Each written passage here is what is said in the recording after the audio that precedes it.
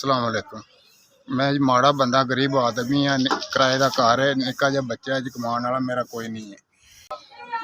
समझ नहीं लगती की है कि मैं उत्थों तक भी नहीं चल सकता, ना लत्तां तो ना साह भी चढ़ जाता है। मैंने हुण फिर साह चढ़ गए। डॉक्टर कोई कुछ कहते, कोई रिपोर्टां दित्तियां ने, अज 8 दिन हो गए रिपोर्टां ही नहीं मिल रही मैनूं।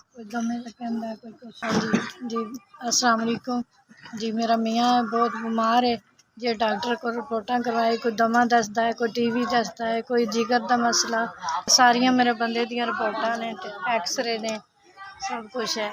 ते जे बच्चा मेरा छोटा है, कमान वाला यही है जिहड़ा मंजे ते पै गया है। ते जे बच्चियां वड्डियां ने, घर किराए दा है, ते मियाँ दी दवाई तो बहुत परेशान है।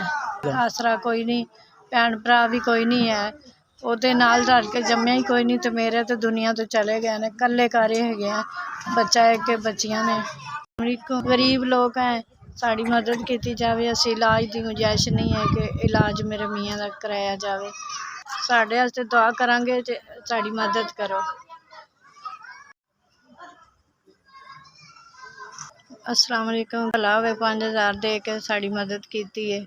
अल्लाह ताला तुहानू बहुते तो बहुता देवे। तुहाडे अग दुआ कर, अल्लाह ताला तुहानू बहुत खुश रखे, अल्लाह ताला तुहानू तंदुरुस्ती देवे, तुहाडे बच्चियां नू तंदुरुस्ती देवे।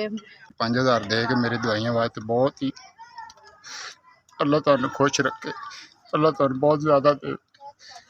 5000 दे के मेरी दवाइयां वास्ते मेरी मदद की, अल्लाह तुहाडे बच्चों नू सलामत रखे, तुहानू झोलियां भर भर के देवे।